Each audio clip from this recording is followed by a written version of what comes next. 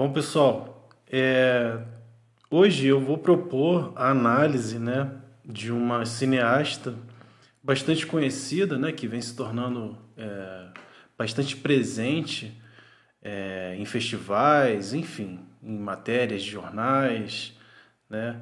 Seus filmes estão sendo distribuídos também pela Netflix, então são obras bastante fáceis, né, de encontrar. E que vem assim sendo adotada como uma espécie de modelo de cinema de esquerda, né? E vem sendo adotado por esse setor progressista que acaba institucionalizando, né, esse cinema como uma espécie de propaganda principal, né, do seu modelo de análise da sociedade, o seu modelo estético, né, e o seu modelo de proposta cinematográfica também, né. É bom lembrar, né, que aqui no canal o que eu tô propondo e o que eu vou propor daqui para frente não é só a gente se centrar em um assunto específico.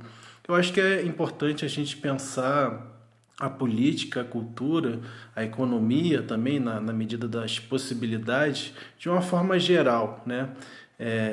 Eu vou estar sempre buscando também falar sobre os temas que eu estudei, né? A questão do rap, da música, também explorar outros estilos musicais, né? Eu tenho pensado em escrever um artigo sobre a música da Baixada. Eu trabalho com o Sérgio Salles Oyers e ele estava me falando muito, né, sobre enfim, os compositores da Baixada, que eu já conheço alguns, mas da história em si, né? Enfim, é uma forma da gente esgarçar um pouco o debate e o debate em torno do cinema é extremamente necessário, né? Dentro disso, a minha proposta é a gente entender a função ideológica do cinema progressista, né?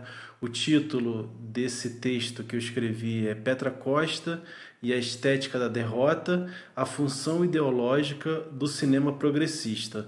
Gostaria de lembrar, pessoal, que nós somos uma mídia independente, né? Nós somos um agregado de artistas independentes que buscam, por meio da organização, se manter, né?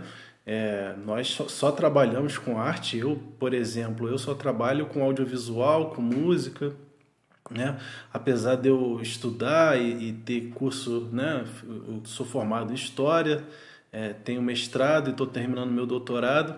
Apesar disso, eu insisto, né, na saga de viver, né, da produção artística, porque a gente sabe que é bastante difícil, né? E se você quer apoiar a nossa mídia, né, os nossos trabalhos, as nossas investigações, eu sempre deixo o Pix aí na descrição dos vídeos. É muito importante porque isso ajuda a manter a produção, né? A produção ela precisa de recursos financeiros e aqui a nossa tentativa é de, pelo menos, né, subsidiar essas produções que levam tempo para ser feitas, né? Tem uma série de custos aí.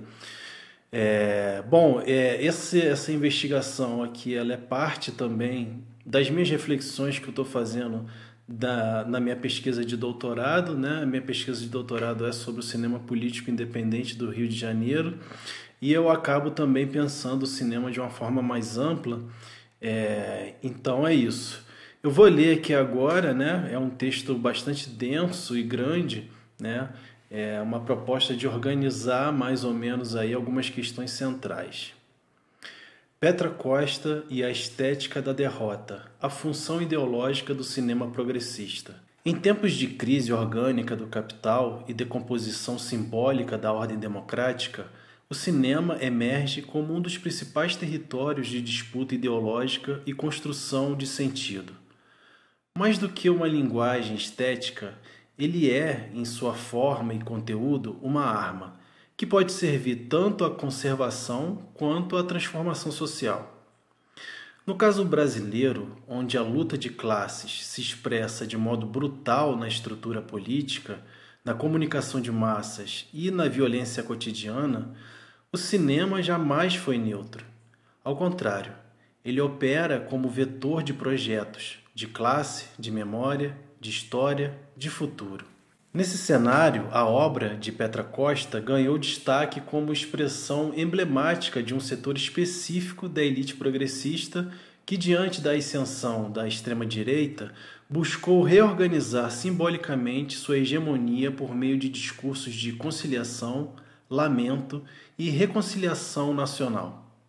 Desde Helena até Apocalipse nos Trópicos, passando por Democracia em Vertigem, Petra construiu uma trajetória marcada por um estilo autorreferente, lírico, emocional e profundamente adaptado às expectativas estéticas das camadas médias ilustradas e das grandes plataformas internacionais.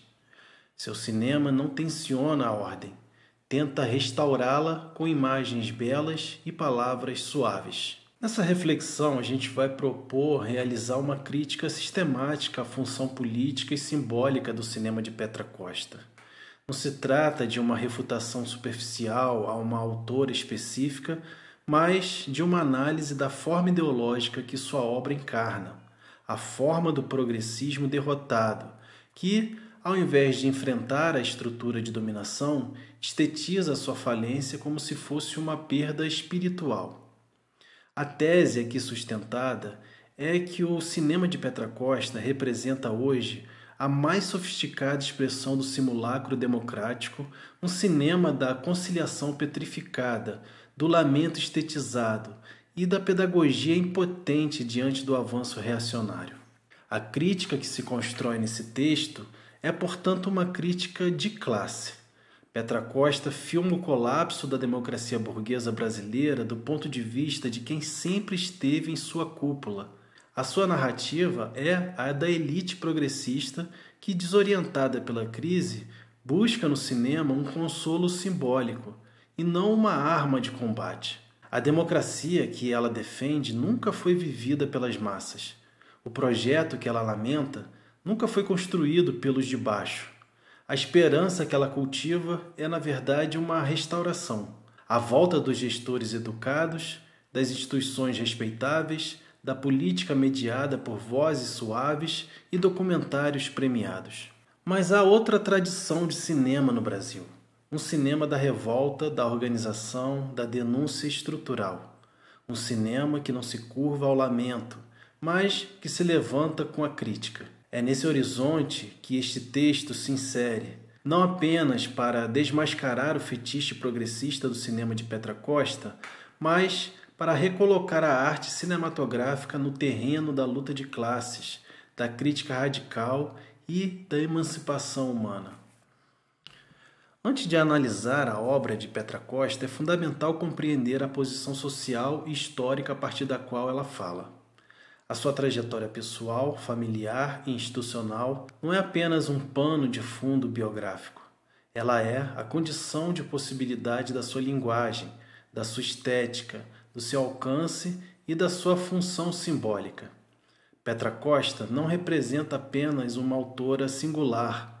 Ela encarna uma classe, uma formação social e uma forma de sensibilidade ajustada à crise da ordem liberal. Petra nasceu em 1983 em Belo Horizonte, em uma das famílias mais poderosas do país. É neta materna de Gabriel Andrade, fundador da Andrade Gutierrez, uma das maiores empreiteiras do Brasil, responsável por obras de infraestrutura de grande escala, desde a ditadura militar e envolvida nos escândalos da Lava Jato. A riqueza acumulada por gerações garante à cineasta uma posição de classe consolidada, acesso a redes globais de prestígio, capital cultural elevado, segurança material e liberdade de trânsito entre as esferas do poder político, midiático e intelectual. Por outro lado, seus pais tiveram atuação política no campo da esquerda durante a ditadura. A própria Petra foi nomeada em homenagem a Pedro Pomar, dirigente comunista assassinado pelo regime militar em 1976. Essa combinação entre origem burguesa e herança simbólica da esquerda histórica forma a base contraditória da sua subjetividade política. A conciliação está em sua origem. E essa conciliação é justamente o traço que marca toda a sua obra. Uma tentativa permanente de construir pontes simbólicas entre a elite e a sensibilidade progressista, entre o capital e a democracia, entre a memória revolucionária e a ordem institucional. Sua formação acadêmica internacional aprofunda ainda mais essa moldura. Petra estudou teatro na Universidade de São Paulo, antropologia na Barnard College, Estados Unidos, e fez mestrado na London School of Economics. É uma intelectual formada nas elites globais, com trânsito fluente em inglês, francês e nas estéticas legitimadas pelo circuito internacional de festivais, fundações e plataformas. O reconhecimento de sua obra vem não apenas do público brasileiro, mas principalmente de veículos como The New York Times, The Guardian, Variety e de instituições como a Academia de Artes e Ciências Cinematográficas dos Estados Unidos, que indicou Democracia em Vertigem ao Oscar. Essa posição garante não apenas recursos para filmar, mas acesso a pessoas inacessíveis para a maioria dos documentaristas. Democracia em Vertigem contou com cenas íntimas de Lula e Dilma Rousseff, filmadas em momentos de grande tensão política. Apocalipse nos Trópicos apresenta, com ares de proximidade, entrevistas extensas com Jair Bolsonaro, Silas Malafaia, Alexandre de Moraes e diversas outras figuras centrais do cenário institucional. O que está em jogo aqui não é apenas talento ou oportunidade, é poder social cristalizado, capital simbólico acumulado, acesso garantido pelas estruturas que se pretende questionar. Há, portanto, um paradoxo fundamental. Petra Costa filma o colapso da ordem democrática brasileira do ponto de vista de quem está no topo dessa ordem, mesmo que adote o tom da vítima sensível e do espanto moralizado e cínico. Seu cinema não é insurgente, ele é autorizado, ele é premiado, distribuído, legitimado, celebrado. Sua narrativa não é incômoda para a estrutura, ela é parte da estrutura, ajustada ao seu momento de crise. A partir desse ponto, torna-se possível compreender por que sua obra escapa sistematicamente das contradições de classe, da análise econômica, da luta política concreta. A sua crítica é sempre difusa, moralista, emocional e infantil, nunca material, organizada ou radical. A sua estética é de lamento, não de enfrentamento. O que está em jogo não é denunciar o sistema, é reconstruir sua aura humanista. Ao compreendermos a posição de classe de Petra Costa, rompemos com a ideia de que sua obra é apenas fruto de uma sensibilidade individual. Ela é, na verdade, um discurso produzido por e para um segmento específico da sociedade brasileira, a elite progressista que se vê ameaçada e tenta preservar sua legitimidade simbólica por meio da cultura. Petra não denuncia o sistema, ela chora por ele, e chora muito. A análise da obra de Petra Costa não pode se limitar à interpretação de seus filmes como peças artísticas isoladas.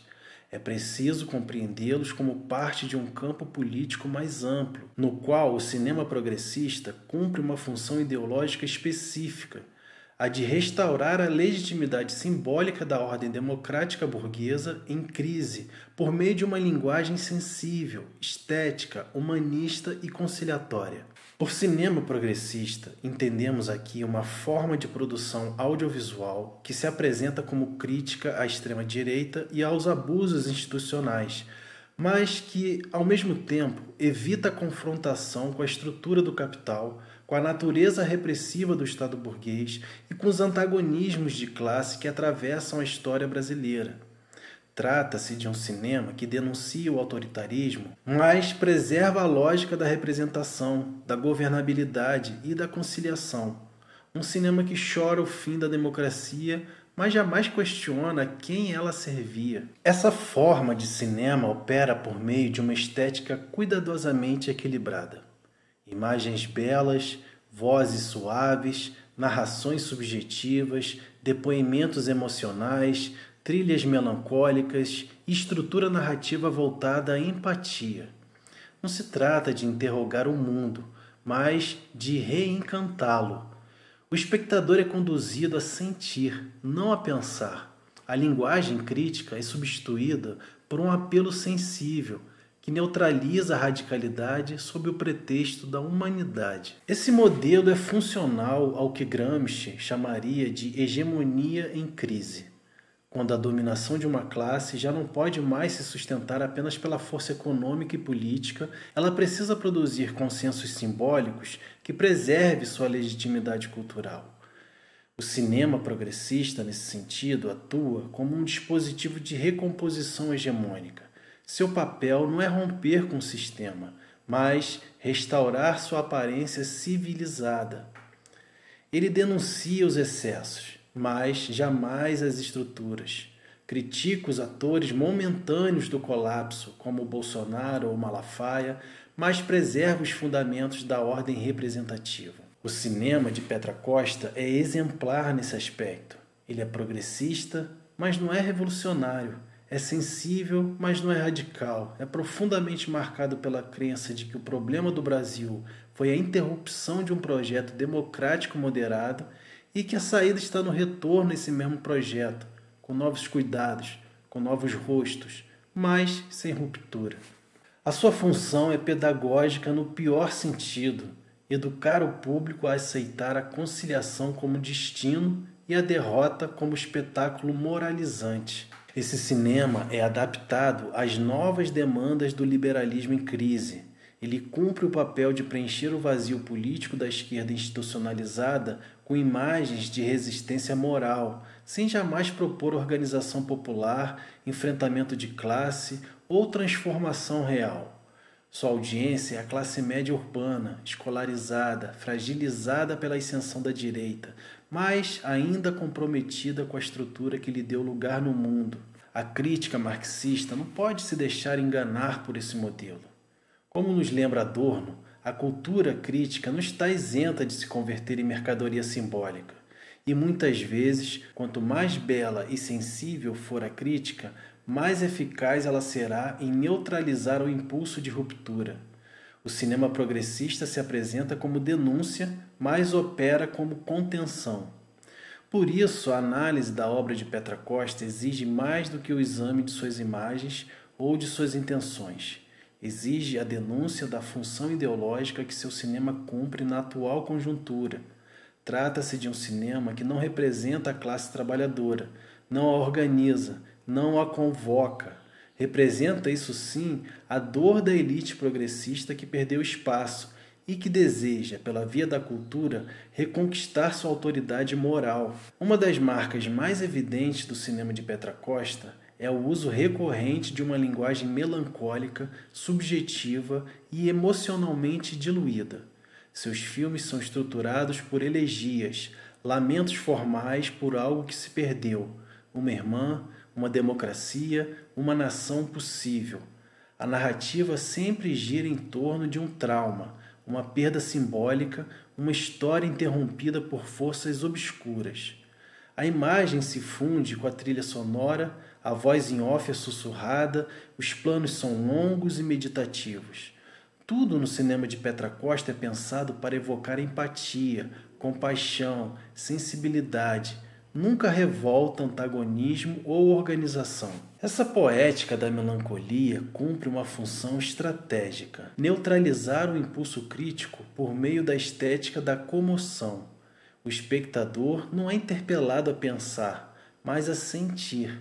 A política, em vez de ser compreendida como campo de conflitos históricos e materiais, é traduzido como um drama moral, como uma história de injustiça que atinge os bons, os sensíveis, os democratas. O efeito disso é devastador para qualquer possibilidade de pensamento emancipador.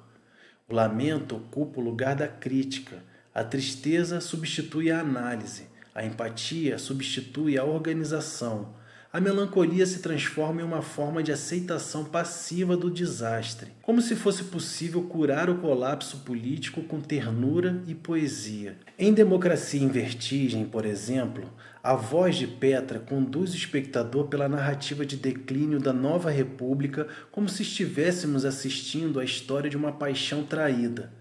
Dilma Rousseff é apresentada como heroína trágica, Lula como mártir silencioso e o golpe de 2016 como um acontecimento quase inexplicável, como se a história fosse uma força impessoal que nos arrasta e não a luta entre interesses concretos de classe. Não há exploração do papel do capital financeiro, da grande mídia, do empresariado, da repressão ao movimento popular. Tudo é filtrado pela lente da dor íntima, da angústia subjetiva, da perplexidade existencial. Essa escolha estética não é inocente, ao contrário, ela está perfeitamente ajustada à função simbólica que o cinema de Petra exerce. Reencantar o projeto de sociedade da elite progressista por meio da performance da perda. Trata-se de um cinema que não busca transformação, mas consolo, que não organiza, mas apazigua, que não denuncia a estrutura, mas encena o luto de uma classe que perdeu o controle do Estado e tenta recuperar sua aura por meio da arte. A crítica marxista deve, portanto, compreender essa poética como uma linguagem adaptada à crise da hegemonia da ordem liberal. A estética melancólica é um modo pelo qual a elite sensível tenta se manter legítima, mesmo quando derrotada. Ao apresentar-se como vítima e não como parte da estrutura de dominação, essa elite reformista transforma seus próprios fracassos políticos em espetáculo moral, buscando comover a sociedade com sua dor em vez de enfrentar as contradições que a produzem. Petra Costa torna-se, assim, a figura ideal desse projeto. Jovem, culta, sensível, bem-intencionada, melancólica. Sua voz sussurrada, sua presença frágil, sua câmera contemplativa, tudo isso compõe o simulacro perfeito da consciência progressista ferida. Ela representa não a ruptura com o sistema, mas seu luto estilizado. Mas o cinema que serve à crítica não pode ser a arte do lamento. A forma importa, e, como nos ensinou Adorno, a forma estética jamais é neutra. A melancolia não é apenas um tom emocional, ela é uma posição política. E no caso do cinema de Petra, é uma posição reacionária travestida de sensibilidade.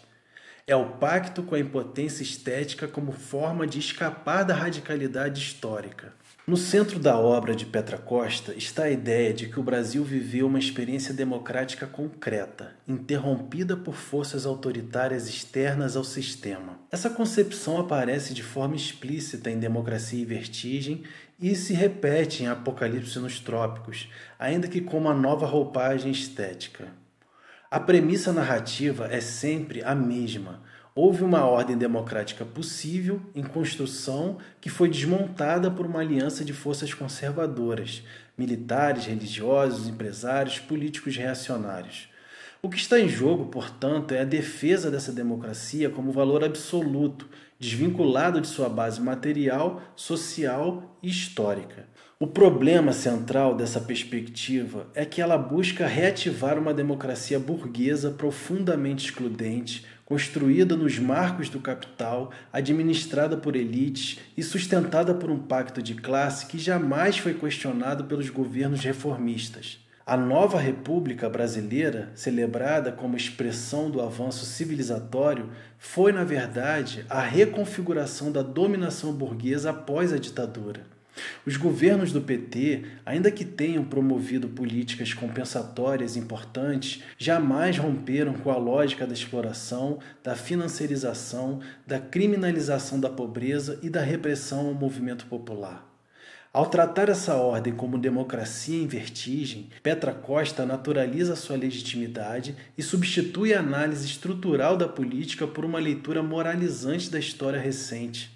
Em vez de investigar as contradições internas do projeto petista, sua conciliação com o agronegócio, com os bancos, com as empreiteiras, ela narra a queda do governo como uma tragédia sentimental, provocada por forças externas, mais irracionais.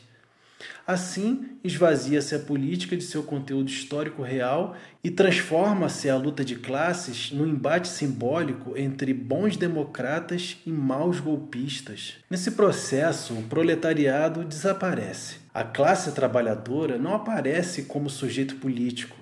Suas greves, ocupações, revoltas, lutas cotidianas são substituídas por imagens do Congresso, do Supremo Tribunal Federal, das manifestações na Avenida Paulista e das falas de lideranças institucionais. Mesmo quando o povo aparece, é como pano de fundo, como massa emocional, como espectador, nunca como força histórica. É a reprodução em outro nível da velha lógica da conciliação. Os de cima negociam, os de baixo aguardam. O exemplo evidente dessa lógica está na representação de Lula. Em Democracia em Vertigem, o ex-presidente é tratado como símbolo maior da democracia brasileira, como vítima exemplar do sistema judiciário, como esperança viva de uma nova nação. Sua prisão é narrada com lirismo, sua figura é envolta em mitologia. Mas em nenhum momento Petra Costa se pergunta sobre o papel histórico de luta na pacificação dos conflitos sociais, na cooptação de lideranças populares, na adaptação da esquerda ao modelo neoliberal. O Lula que aparece é o herói, não o gestor do pacto burguês. Esse apagamento da luta de classes é o que Lukács chamaria de falsificação ideológica da realidade social.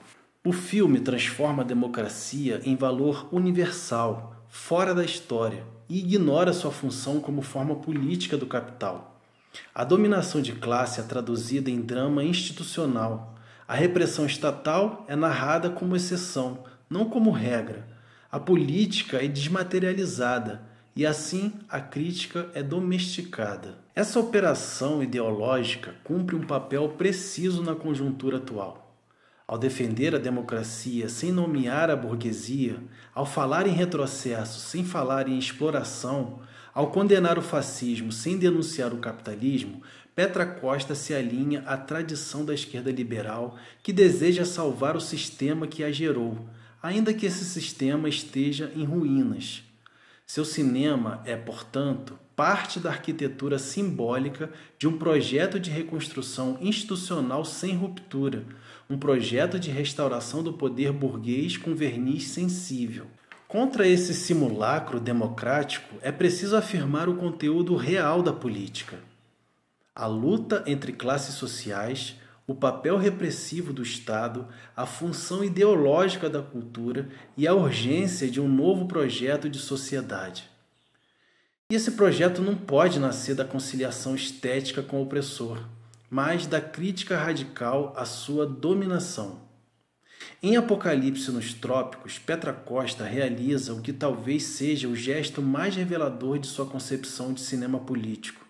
Ela filma o inimigo como se fosse um parceiro de cena. Jair Bolsonaro, Silas Malafaia, Alexandre de Moraes e outras figuras centrais da atualidade política brasileira são apresentados em entrevistas cuidadosas, com tempo de fala generoso, enquadramentos respeitosos e uma condução narrativa que evita qualquer embate real.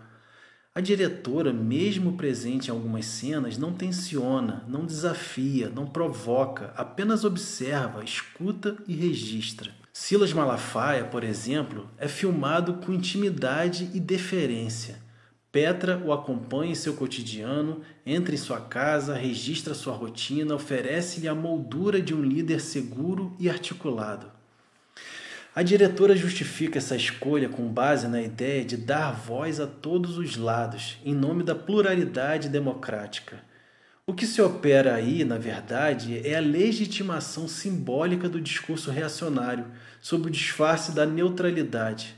O espectador assiste a Malafaia discursar sem interrupções, sem contraponto, sem denúncia e sai da cena sem qualquer ferramenta crítica real.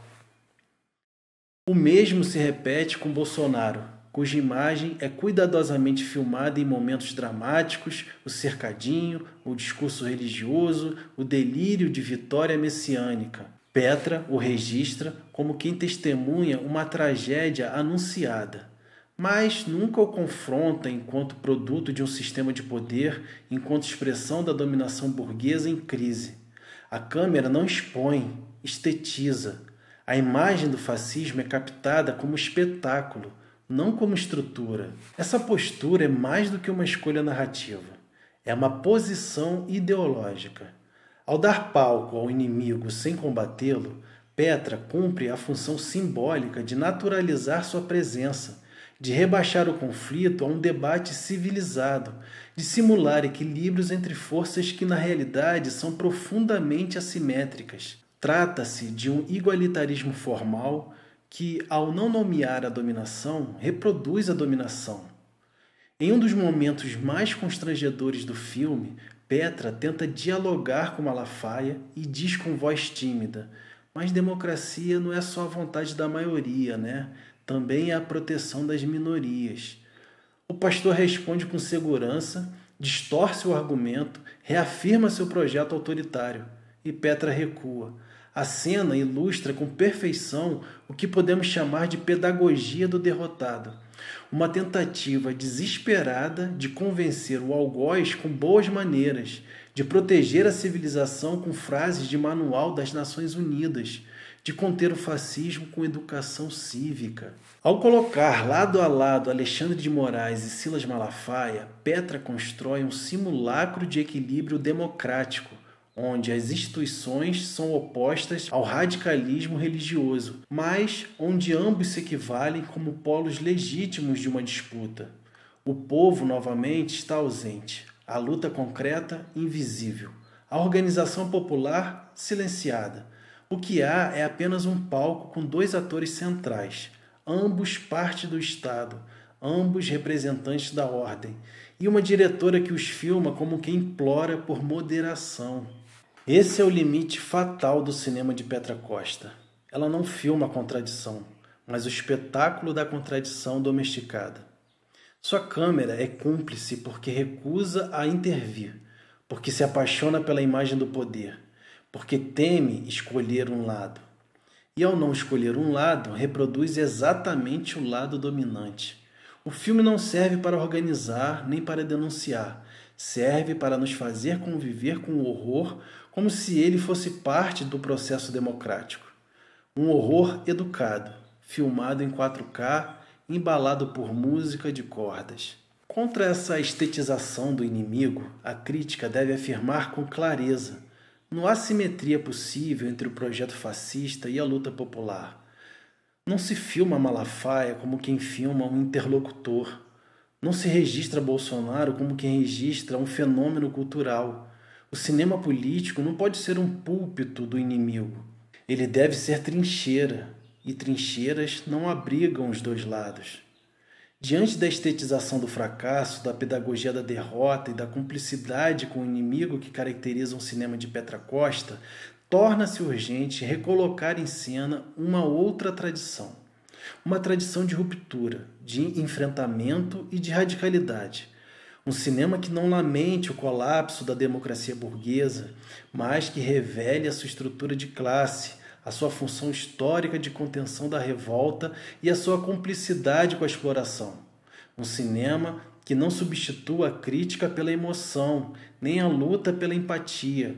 Um cinema que, ao contrário do que propõe Petra, sirva à emancipação da classe trabalhadora e não à restauração simbólica da ordem liberal. Esse outro cinema crítico, popular, revolucionário não é novo. Ele habita a história das imagens insurgentes. Ele está presente no Cine Olho de Solanas, nas experiências militantes do cinema novo e do cinema marginal brasileiro, na luta audiovisual das ocupações urbanas e das periferias organizadas. É um cinema que não teme o enfrentamento, que não pede autorização ao Estado, que não idealiza seus personagens, que não estetiza o sofrimento. É um cinema que assume a contradição como forma e conteúdo, que sabe que o cinema é também território de classe e, por isso, se recusa a fazer arte com o inimigo. Esse cinema não pode ser produzido nos moldes da Netflix, nem escrito nos circuitos de legitimação da indústria cultural. Ele exige outro modelo de produção, autônomo, coletivo, enraizado nas lutas reais. Exige outras formas de circulação, redes comunitárias, cineclubes, espaços populares, mídias independentes. Exige outra linguagem, uma forma estética que não seja a do consolo, mas a da denúncia, da convocação, da organização. Como bem indicou Nildo Viana, a crítica revolucionária da cultura não se contenta em atacar os produtos culturais hegemônicos. Ela busca substituí-lo por práticas e formas comprometidas com a superação da sociedade de classes. A superação do cinema liberal progressista, esse cinema de festival, de prêmio, de classe média ilustrada, não se dará apenas pela crítica, mas pela prática. É necessário romper com o modelo de autor, com o fetichismo do talento individual, com a estetização da sensibilidade. É preciso produzir com os trabalhadores, filmar com os oprimidos, construir imagens que sirvam à formação crítica, à denúncia estrutural, ao fortalecimento das lutas populares. O cinema não é neutro, ou serve à dominação ou serve à libertação. E é justamente esse o limite insuperável de Petra Costa. Ela não apenas representa a elite progressista, ela filma para ela. Sua linguagem é afinada ao gosto das universidades, das plataformas estadunidenses, dos festivais europeus, da crítica que elogia o olhar sensível da jovem brasileira. Seu cinema jamais sairá dos marcos da denúncia aceitável. Ele jamais dirá burguesia, classe, revolução. Jamais apontará para a organização popular. Jamais será um risco real para a ordem que o financia. Contra isso, precisamos recuperar a tradição do cinema como praxis. Um cinema que não apenas narra, mas intervém. Que não apenas documenta, mas organiza. Que não apenas denuncia, mas propõe. Que não apenas emociona, mas educa. No sentido freiriano e revolucionário da palavra, formar sujeitos históricos conscientes da sua condição e capazes de transformá-la. Esse é o desafio da hora, retomar o cinema como arma e não como lamento. E para isso é preciso desmontar com lucidez e contundência os simulacros que nos são oferecidos como crítica, mas que no fundo apenas administram a derrota. O cinema da luta não tem medo de dizer os nomes. Petra não é apenas uma cineasta, é uma função simbólica da elite progressista na fase de colapso da democracia liberal. Sua obra não expressa uma ruptura com o sistema, mas uma tentativa de restaurar sua legitimidade pela via estética. Sua linguagem, sua sensibilidade, sua figura pública e sua trajetória de classe convergem para a produção de um cinema que não incomoda o poder, mas o embeleza em meio ao seu esgotamento.